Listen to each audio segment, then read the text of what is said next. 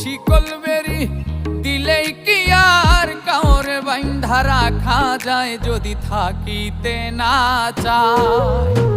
কি লাভ হইল শিকল বেরি দিয়া পাখির পায়, আমার মন ভোলা পাখিটা এখন উড়িয়া বেড়ায়। কি লাভ হইল শিকল বেরি দিয়া পাখির পায়, কি লাভ হইল শিকল বেরি দিয়া পাখি